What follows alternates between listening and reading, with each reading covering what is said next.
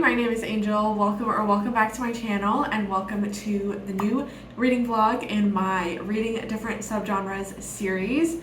As you guys can tell, the subgenre for this month is apocalyptic horror. Normally at this time of the video, I would do a little bit of research into the specific subgenre that we're reading and give you guys a little bit of information and myself a little bit more information on different themes to look out for within the subgenre. But I don't think that's necessary with this one. I feel like this is pretty self-explanatory. If you know what an apocalypse is, end of the world situations, that is pretty much the core theme of apocalyptic horror. So without further ado, let me tell you guys my TBR and then we'll go ahead and get into the video. So I tried to choose a good mix of books. Up first we have I Am Legend by Richard Matheson, which is more of a classic and it is a short story. I've never seen the movie, I don't know anything about it. Then we have the book of the Unnamed Midwife by Meg Ellison, Survivor Song by Paul Tremblay, Cold People by Tom Rob Smith, and then I chose a really long one because a lot of the recommendations that I've been seeing for apocalyptic horror are either books that are part of really large series or books that themselves are very, very lengthy, like 700, 800, 900 pages. So I couldn't choose all long books, but I tried to choose one that maybe I could squeeze in here. And the one that I decided to choose was Swan Song by Robert McCammon. I have never heard of this book before, but it has really, really good reviews and a lot of people are recommending it. So we're just gonna see how it goes. So let's keep it short and simple and just go ahead and get right into the reading vlog.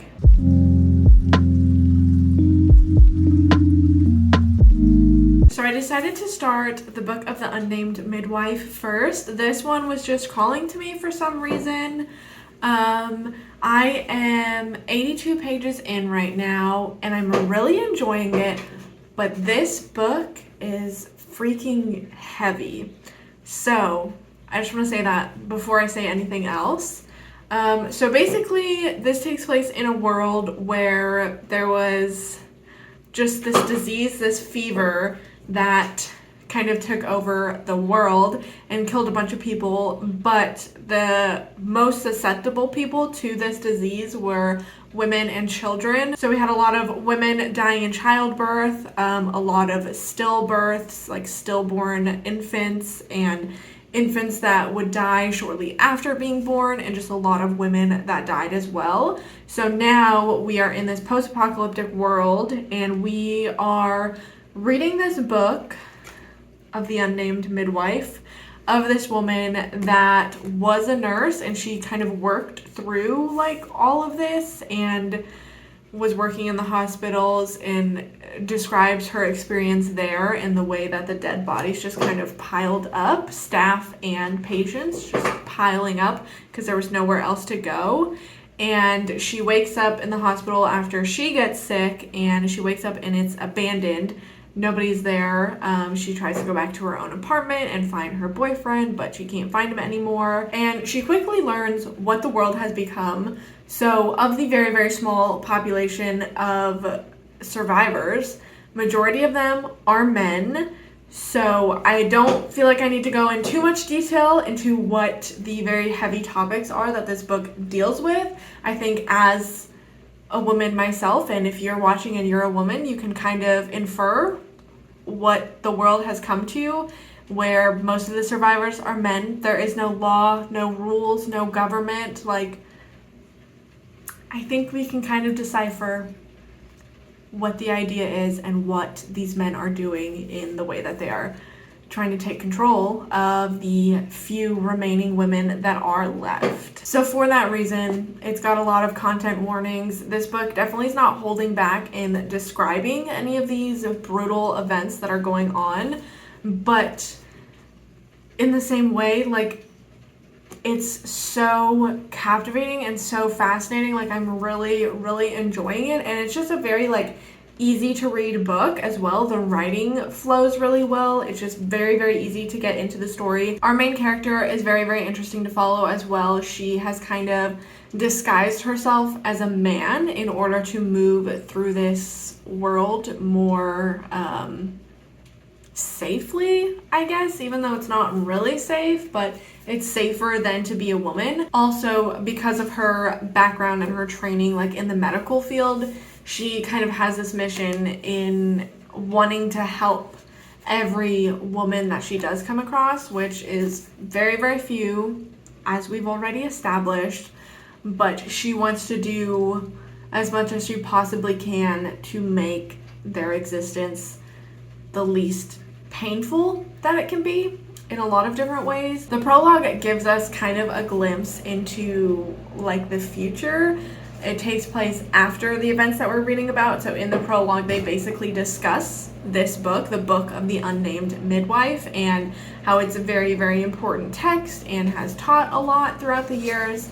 And so that has me really curious as well, because it's like obviously the story is going to go somewhere past where we are presently, but I know this is also a series. I think there's 3 books that are, I think it's called the Road to Nowhere series. So I don't know how far into the future we're going to get in this book, but I'm really, really liking it. I think it's definitely a common theme with apocalyptic or post-apocalyptic novels in which everything is just very bleak and very depressing and very, very hopeless. But for that same reason, like, call me weird, call me whatever, I really, really love a very bleak and depressing book. So I have high hopes for this. I honestly have high hopes for everything that I'm going to read in this video, because as far as I can remember off the top of my head, every post-apocalyptic or apocalyptic book that I've read, I've really, really enjoyed, especially when it has those qualities of just being like so freaking depressing. But it is very heavy.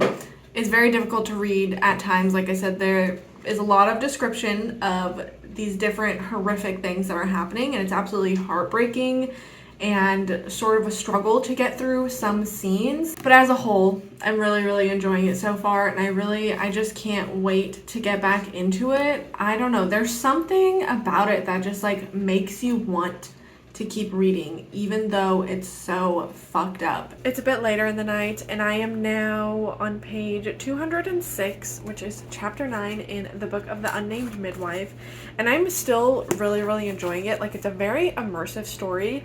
I think it's so interesting because, like I said, like, I really enjoy books like this, but I feel like they all kind of follow the same narrative, where we have this post-apocalyptic world and we are following a person or a group of people just kind of walking through this barren, ravaged land and encountering other people along the way and just trying to survive. But I feel like each book, even though they have like that same general premise, like there is something added that makes it unique, and this is unique obviously in the way that we are following this midwife, and she is trying to help the other women that she encounters along the way. Also just the whole idea of this virus or whatever it is affecting more women than men. It's definitely got feminist undertones, as we've talked about. Like, you guys can just imagine what this world would be like if men far outnumbered women and there was no law or rules to anything. So I know I mentioned in the last update that as we're reading this, we are reading literally the book of the Unnamed Midwife, which is, like I said, this text that has been preserved throughout the years. But I guess I didn't really fully explain that we have journal entries from this actual woman where she goes through and chronicles everything. But then we have just regular like narration through third person that is describing the other events, so things that she doesn't write about. One thing I like about this book is that we are getting stories from other people and getting little glimpses into things that are happening in other places of the world. Like, yes, we have our primary story with this woman that we're following, but we also get glimpses into other people. I mean, she's encountering so many people as she's walking throughout the country, but we get to come back to some of those people, and we also get to see, like I said, little glimpses of things happening around the world, which I really like, because I feel like sometimes these books, this type of book is set in like one specific country and you don't really get to know any more than that, and it kind of leaves you wondering like, well, is it just across this country? Is it just like a nationwide thing? Or is it actually like worldwide and the entire planet is ravaged by this virus? So I like that we're getting to see some small glimpses into different countries overseas, and it's not just like we're left in the dark about, is this actually a worldwide phenomena or is it isolated to just the United States? I'm just having a really great time. I like our main character and I like following her, and it's really interesting all the different people she's meeting. Obviously I can't say too much without spoiling anything, but it's just, there's so many different people with so many different backgrounds, and people that she does get along with and people that she doesn't get along with. Obviously there are people that their only intention is to cause harm to others at this point. It's just very dangerous, but there's also some tender moments along the way as she is meeting, you know, those few actually kind and not malicious people in this world. So there have been a lot of developments. I officially have less than 100 pages, so I'm very, very curious to see how the story is going to round out and wrap up and where things are going to go from here. But I'm really, really enjoying it. So it's actually been a couple of days since I finished the book of The Unnamed Midwife by Meg Ellison, and I just kind of forgot to sit down and give you guys my final thoughts. I think I'm gonna land on a 4.5 star rating for this one. I really, really enjoyed it. I don't know, it didn't feel just quite like a 5 star to me, but I really liked, I feel like it was just an interesting take on the apocalypse, and I really liked, what is our main character's name? Oh, that's right. She's the unnamed midwife. I really liked her character and everything she set out to do within this apocalypse. I liked the way things ended. I think it wrapped up very, very nicely, and I really enjoyed the writing as well. Once again, this is very dark and depressing and bleak and does deal with some very difficult topics. So if you are sensitive to certain things, I would say, you know, look up some trigger warnings first, just to be aware, because this book does not hold back in describing any of the horrific things that happen to these women in this world. So just be aware of that. But it was really, really fantastic. I really liked it. So with that being said, we're moving on to book number 2.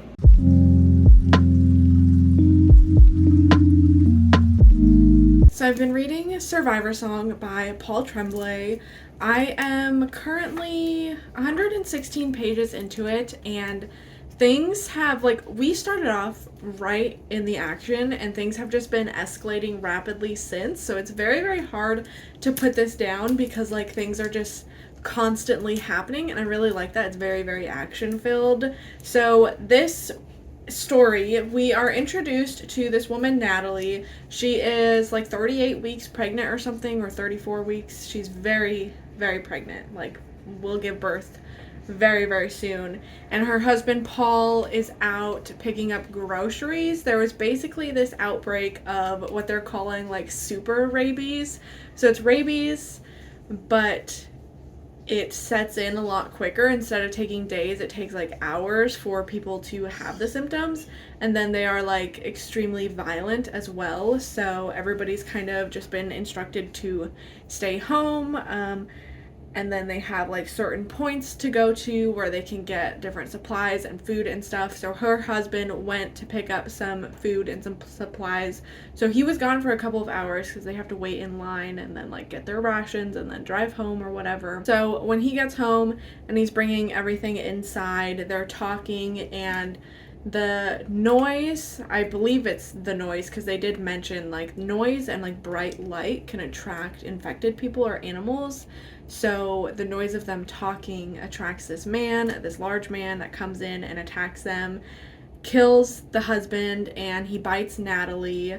So she takes off and she calls up her friend who is a doctor, and she just drives straight to her place, and they get her to the hospital so she can get vaccinated and like treated as soon as possible because she was exposed, because she was bitten. So now they're just like at the hospital and things are crazy. Things are getting crazier by the minute, and they are just trying to make sure that she can deliver this baby, and her and the baby can be safe and not infected. It's very interesting so far. Like I said, it's very, very action-packed, and because we are starting off right in the action, like I feel like I'm very invested in the story so far, and I'm really enjoying it, just how quickly things are progressing. It is hard to put down, but that's really, really good, because I feel like this could definitely be like a read it in one day type of story, and I really, really like that.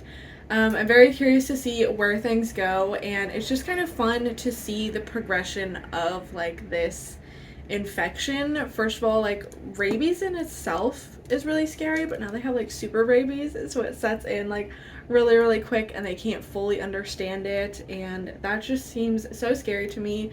It's interesting too, because like now that we've all lived through like the COVID pandemic, it's just interesting to see like the different precautions and different steps that they are taking with this pandemic in this book. Obviously this one is a lot more, I feel like, dire. Not that COVID-19 like wasn't bad, but like things didn't progress as rapidly as they do in this story. So the people that are infected become very, very violent, and there's been a lot of problems with that. Obviously, like, the hospitals are only open for infected people. Like, they're not performing any other services. A lot of hospitals have shut down and quarantined as well, and are not accepting any new people because they're just absolutely getting flooded. I think they mentioned that the hospital that they were in with Natalie was like 200 something bed facility, but they had like 400 people in there, so it's very hectic. So that's where I'm at so far. I'm really enjoying it, and I'm very curious to see where it goes from here. I really like Paul Tremblay's writing in this one, and just how quickly everything is progressing, like, because it makes you just want to keep reading. Like, you don't want to put the book down, and that is definitely a good sign. So I'll keep you guys updated. It's the next day. I am now, where am I? I'm on part 3 of the book, which is a little over 230 pages in, so there's 3 different parts in the story. I'm still enjoying it. Things are still progressing very, very quickly, and I'm very curious to see where we're going to go in the last little bit of the book, because there's less than 100 pages. We got introduced to some new fun characters, and I really like that kind of after our main character left them, we got this little interlude, is what it's titled, that followed them and their journey for just a little bit longer. And I really like that, because sometimes in books you're introduced to side characters and then they just move on and you're wondering like what happened to them, especially in a book like this where it is in this kind of apocalypse type of thing where there is a lot of danger and a lot of crazy things happening in the world, and you're just curious what happened to these characters we met along the way. So I did appreciate that aspect of it. I still pretty much feel the same way that I told you guys yesterday, where it's like hard to put down because it is so action-packed. Like, there's always something going on, but I'm really curious how it's gonna wrap up, because I feel like there's still like a lot happening and a lot of things progressing very rapidly, and I'm just curious where it's all gonna go in less than 100 pages and how the story's gonna end. I feel like I could kind of predict how it's gonna end, but you never know, especially with Paul Tremblay. I feel like he might pull something crazy out and throw it in there, and we'll just have to see what that is when we get there. So I'm gonna finish this book, and I'll let you guys know my final thoughts when I'm done with it. It's just slightly later, and I'm now finished with Survivor Song. I'm not entirely sure what I want to rate this. I'm kind of leaning towards a 3.5 right now. I enjoyed it, but I don't think it did anything really crazy or anything unexpected. I feel like the type of story that was told, it was told just the way that you would expect. Like, everything that you would expect to happen kind of happened. Like I said, I kind of had an idea what the ending was going to be, and it was pretty much what I expected it to be, but that doesn't mean I disliked the book. Like I said, it was very, very action-packed. Like, things were constantly happening, and we are just following these 2 women, and really the priority is to get Natalie to have this baby safely, because it is they're pretty confident that the baby will not get infected even if Natalie is infected. So it was interesting, like we really were just following a story of this friendship and, like I said, them trying to safely deliver this baby in this crazy world. I liked it, but I don't know, it just didn't do anything over the top. Like, I kept waiting for like one really horrific scene to happen. I feel like every kind of apocalyptic or post-apocalyptic novel has like that one scene that really stands out as being like really, really dark and depraved. Like, if you think of The Road by Cormac McCarthy, like the one scene where they find like all the people in the cellar or whatever, everybody knows that scene. And so I was waiting for something really messed up to happen in here, like they were gonna stumble upon something really, really disturbing, but that never quite happened. Like, I kind of wish, I don't know, that we got more horror with like the infected people. We did see little glimpses of like infected people or infected animals that they had to like fight off along the way, but I don't know, nothing really super dark happened or, like I said, over the top or unexpected, but it was still an enjoyable read. So if it sounds like something you'll enjoy, I would definitely recommend it. The concept was really, really interesting. Like, rabies is something that really, really scares me because of the fact that, like, once you start to show symptoms of having rabies, then you're pretty much like past the point of saving and you are going to die. Also, the whole like hydrophobia thing really, really freaks me out, where people are just scared to drink water when they're infected with rabies. And there were some good scenes with that in here, one in particular that I really liked because I feel like I could feel exactly what the characters felt in that moment when they were not discovering, but like testing out this hydrophobia thing. Yeah, I don't know. Rabies is scary, really, really interesting concept, but it didn't do anything over the top or super unexpected, but I would still recommend. So that's book number 2 done. I'm not entirely sure what I want to read next, but as always, I will see you when I figure it out.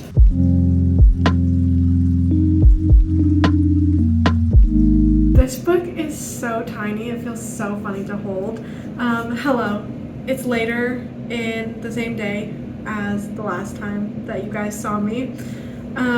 Anyways, I started I Am Legend today. I walked to the library this morning to return some books and pick up some new ones, so I just put in the audiobook and was listening to that on my walk, and I got to, I think it's like the halfway point-ish.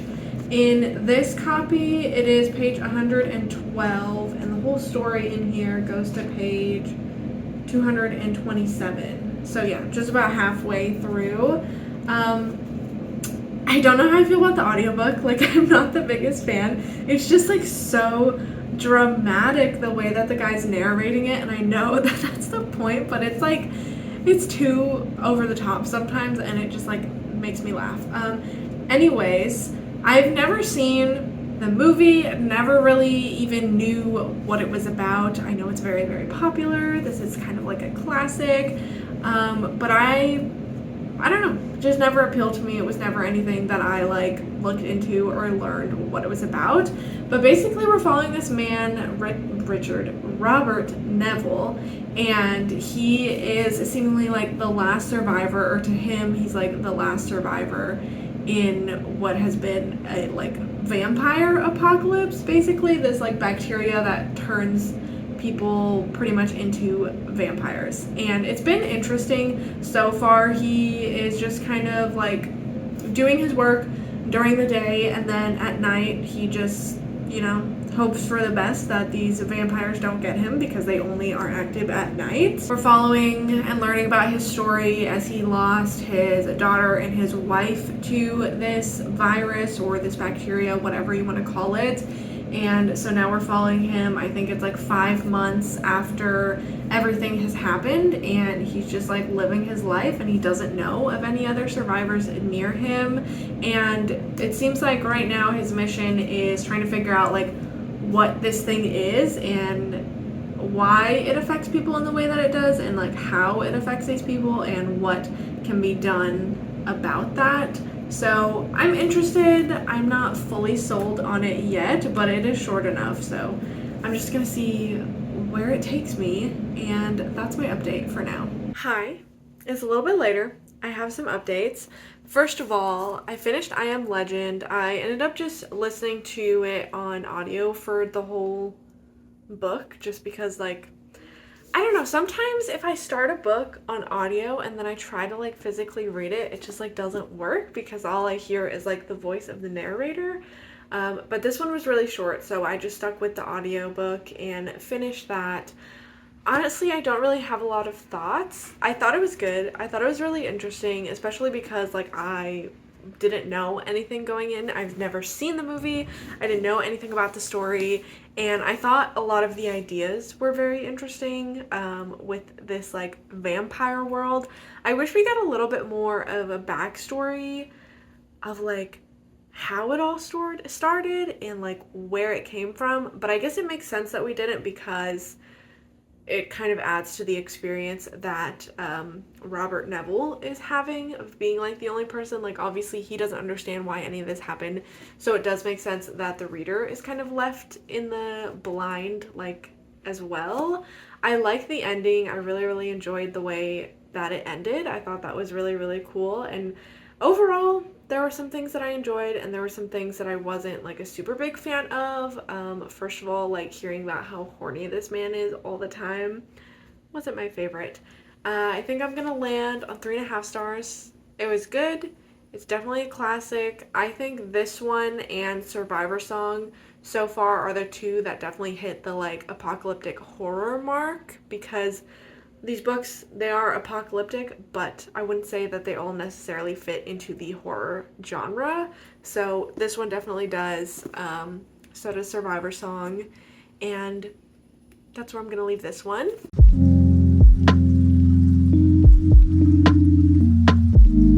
Tonight I started Cold People by Tom Rob Smith. And I chose this one for this video because, like, obviously when I scour the internet for book recommendations for this series, like I end up with a lot of different things to choose from.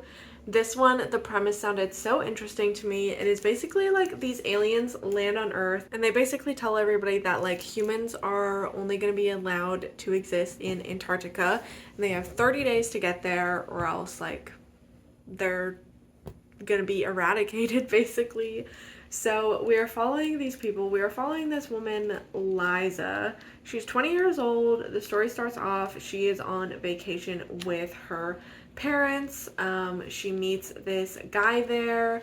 To be honest, they really have a very like insta love trope that I really wasn't a big fan of. Like, they talked for like 5 minutes and then they were like, oh my god, like we have such a special connection. Like, don't you love me? And I was like, I can't stand either of these people right now. Still can't stand them. They're not even really doing anything bad. I just like am not vibing with it. Anyways, so we're following her and her mans, and he has a boat. And so they're going on this boat to Antarctica. The book gets right into the action. I will give it that. Like, very quickly we learn about the aliens coming to Earth, and we learn that everybody gets this message that they have to go to Antarctica. So then everything goes crazy. People are fighting, trying to find a way there, and then they only have 30 days to get there, so it's very difficult. So they're on this boat, and then they realize like they're not going to have enough fuel and the boat's not going fast enough to get to Antarctica, so they have to find a backup plan and a different boat to get on. And I don't know, I just feel like I'm not really the biggest fan right now because this whole like, first of all, the insta love, not really liking the characters, but then the whole like boat thing, it just like, we go from like day one, they got on the boat and they start sailing, and then we jump to 2 weeks later and they get on this other boat, and then it's 2 weeks later and then they're in Antarctica, and I'm like, where's all the in-between things? Because they're saying that they put like tens of thousands of people in this like one boat to go there, and like nobody has room to like really do anything. They have to like hang up these hammocks and different things, and I'm like, okay, like what's the food situation?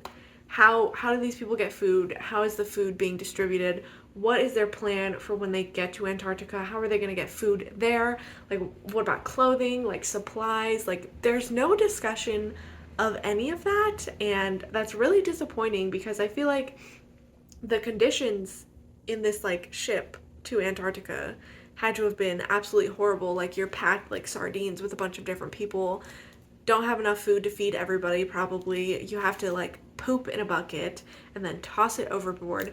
Not to mention like how freezing cold it would be, the wind, the water, and everything.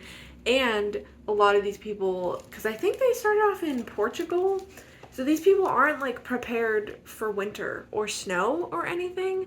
So like, where's the discussion of that, or like gathering supplies, or just any sort of like insight into what this actual journey was like to Antarctica? I just feel like that was really lacking. And then they get there and everybody outside of Antarctica dies. And now we're into part 3, which you guys can see is going to jump to 20 years later. And I'm just like, I don't know. I think the concept is so interesting, but I'm not a fan of how the story is being told or being laid out right now. Not a fan of the characters. Like, they're very flat. Like, there's absolutely no depth to these characters, and I think definitely the insta-love thing really added to my dislike of that and makes it feel like they're lacking even more depth. And I just don't know, like, I'm curious, like, I want to know where the story is going to go, but what's the plan? How are you going to survive in Antarctica? Like, what are you going to do for food? What are you going to do to, like, stay warm? And then they, like, mentioned that they were there, and then all of a sudden there was, like, a fire, and they were, like, warming up by the fire, and I'm like, who built the fire? How did the fire get built? I don't understand. Will I ever know the answer to some of these questions? Probably not. But for now, I'm going to keep reading. Another thing that I'm questioning is, like, how are these people so determined? Because I feel like in the real life, if that happened, like, I wouldn't even try. Because I'd be like, I'm gonna die. Like, I'd rather just stay with my loved ones and with my pets and, like, live the best life that I can in the last 30 days. Like, why would you even try to go through the hassle to go to Antarctica where you know, like, your chances of survival are very, very low, and if you do survive, like, your life is just going to be shit. Like, let's be honest. And I just don't understand how they have so much drive and, like, motivation and passion to, like, get to Antarctica. I'm like, I don't know. Maybe I'm just weird, but, like, I just wouldn't even put the effort in. Maybe that's just me. Let me know what you guys would do if this actually were to happen in real life. Anyways, I'm going to stick with it for now because I am curious about where it's going to go, but I just don't know, like, if it just doesn't get better, I don't know if I can finish it because this is a longer one. Well, it's only like 350 pages, so I guess it's not that long, but I don't know. I'll let you guys know when I'm a little bit further in, and maybe my thoughts will change and things will go up from here. Let's hope. Let's cross our fingers. I'm still reading Cold People. I read a little bit more today, and I am now on page 222, which is, hang on, where am I? I'm in part 5, I think? Part 7. The timeline is just hopping around. It's like in one timeline, and then in the past timeline, and then it goes back to the regular timeline, and then it goes back to the past, and it's kind of like irritating. And I feel like this book is like, the author was like, I have this super cool, super interesting idea, but I'm gonna write it and not include any of the interesting parts. That's literally like how I would explain this book. Another thing doesn't make any freaking sense to me. So I think I last told you guys kind of when we got to the setup, and then like everybody died because of the aliens that wasn't in Antarctica, and then it was gonna go to, why is that word so hard for me to say sometimes? Antarctica. Okay. Anyways, I was on part 3 when I talked to you guys last night, where it was gonna jump 20 years ahead. So in the 20 years that these people have been in Antarctica, I'm having a hard time talking about this because it's just like so ridiculous to me. So in the 20 years that they've been here, remember, they got there, they basically had like nothing. Just a shit ton of people. They had like millions of people, and they're just in Antarctica. They have like nothing. There is like a lab there because obviously like there are people in the real world that are there and they're doing like research and stuff. So like that was really the only thing they had, and whatever they had with them on like the ships and the planes, but it's really not a lot for that many people. But in 20 years, they figured out how to manipulate human genes and create a new species of people called the cold people. And it says like they're still going through like experiments, but they are like having kids come out. Literally, it explains like some of the kids are born encased in ice, and they have these like superhuman abilities where they can just like survive in Antarctica and like the freezing temperatures and like go swimming in the water totally like naked. And that's just like they've been genetically modified to be able to do that, which, okay, cool, like I can understand that. But 20 years starting off with nothing, you're telling me they have been able to successfully modify human genes that much in 20 freaking years? Absolutely not. One of the kids that they're working with is like, I don't know, he is basically, it kind of makes me think of like an AI character in like a lot of sci-fi, where he's just like really smart, and like I said, he has these superhuman abilities, and he's 6 years old, which means that puts the timeline down to 14 years before they were able to produce this one child that can survive. I mean, they produced a bunch of them, but there's like one that we're focused on.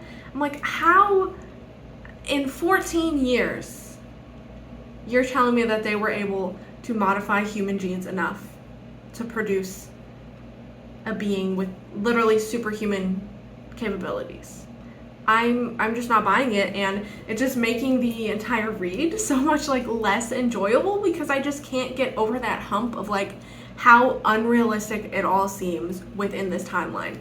Now, if we had jumped maybe like 80 years, 100 years, 200 years in the future, okay, I can kind of believe it at that point. But 20 years, once again, starting from nothing, like these people literally were just like rushed out of their everyday lives and sent to Antarctica, and you're telling me, pardon the computer noise, but you're telling me that they were able to do that in 20 years? I just don't believe it for a minute. But at this point, we're learning more about that. And like I said, we are jumping around in the timeline a lot. We are jumping around with perspectives. Like, we're not even following anymore like the original people that we started the book off. We are following some other random guy, and we're getting like these chapters of like people that I'm like, I don't care about these people. I don't understand like why I need to learn this information. Do you know what I mean? I don't know. I'm just like, I'm not having a good time, but I'm also like 130 pages from the end, and it's going so quick that I'm like, should I just push through and finish it? But I know it's probably going to be 1 star, so I don't know. I'm going to try to keep reading for now and see where it goes, because I feel like I am slightly curious about what things are going to look like at the end of this book. I'm sure there will be like another very, very large time jump, and then things are going to be even more unrealistic than they already are. But I can't get past that. 20 years in Antarctica with nothing, and they've created like ice people. Explain that to me. Tell me how that makes any sense. And then all of the in between, like the interesting parts of like, you know, them adapting to this world, which I thought this book was going to be about, or like just their journey to get there. Like we're not seeing any of that. So that's why I feel like this is a super interesting concept, except take all of the interesting stuff out of it and then just like throw in all the other random shit, and that's what this book is. I'm going to continue to hate read this now, and I will let you guys know how much further I make it in, if I do end up finishing it, if I do end up DNFing. I'll come back and tell you guys about it. Hi, I'm currently waiting for my apartment maintenance people to come and change one of my smoke alarms. So if you hear random beeping in the background, that's what it is. It's driving me crazy. You guys can go crazy with me too. I'm here to give y'all my final update on Cold People. I did push through and I did finish it. It was definitely a hate read because this is a 1-star book. It was literally so bad. Aside from the things that I already talked to you guys about, first of all, just like how unrealistic the entire freaking plot of it was, and like why, if they're stuck in Antarctica, why is like the only like government officials and like scientists there, like why is there one goal to do this genetic modification and not like, I don't know, learn anything else, learn about the weather patterns, learn how to survive off of the land there? They just are obsessed with genetic modification in order to allow some form of the human species to live on, which like I get, but not after 20 years like we've already talked about. It doesn't make any freaking sense. Also, the like whole premise of this book is that these aliens come and they force everybody to go there, but we never freaking see the aliens. Like the only thing we get like is like, oh, there's these big ships in the sky and oh, everybody has to go to Antarctica. But we never get anything else from the aliens. We never really get to see them. We never really get to hear about them. We don't know why they're there, how they got there, where they came from, what their goal is. It is mentioned sort of in passing that like, oh, Earth will flourish with humans like stranded on this one continent, so maybe that was what the aliens were trying to do, but it never really gets like fully explained. And then there's also so many plot holes and things that just don't make sense. I'm not gonna go like fully in depth here because I don't want this to be like a rant review and I point out every single plot hole in this book, but when I do publish my Goodreads review after this video is up, then I will probably just put the spoiler tag on and list everything that didn't make any sense to me. So if you guys do want to know, like, look out for that review. There was one thing mentioned where they had like this spot in Antarctica that was full of like all their like past landmarks, like the San Francisco Bridge and like the Taj Mahal and like stuff like that, because the aliens just like picked them up and like dropped them there. And I'm like, why though? Like, what is the reason? What is the reason for literally anything? You're not ever gonna get answers. Once again, I don't want to sit here and repeat myself, and I don't want to go into like a deep dive of spoilers of everything that I think was wrong with this book. So I'm just gonna leave it here. It was really, really bad. 1 star. Would not recommend. Like, just don't pick it up, because from the very beginning, it's not good. We're gonna put that down. I have one more book to read, which is Swan Song, which is that really long one. So I have the physical copy and I have the ebook as well, so that I can read on my Kindle and it'll be easier than lugging around like the big paperback book. But that's my next read. I'll let you guys know when I start that and get a little bit into it. Hi there. It's a little bit later in the same day, and I decided I'm gonna cut the video off here.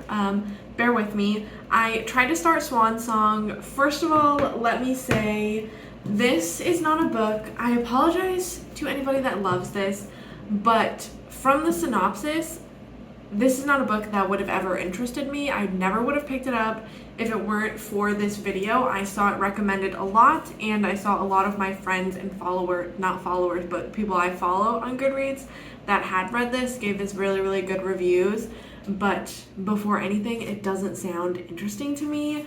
But I did try to read it for this video because I think that's one of my favorite things about doing different video concepts and like reading vlogs is I pick up things that I never would have picked up before, and sometimes I really love them. I gave it a good try. I think I got like 90-ish pages in and it just wasn't clicking with me. And it's just not holding my attention. It's not holding my interest. I think I might slightly be in a little bit of a book slump, reading slump, life slump right now. And I would rather devote my attention and my energy to things that I'm actually interested in reading. I feel like I still read 4 books in this video. I think it's still gonna be a pretty good lengthy video. And for that reason, I'm cutting it off. Once again, if you love Swan Song, I'm so happy for you, but I am just not interested in reading it. So that brings us to the end of this video.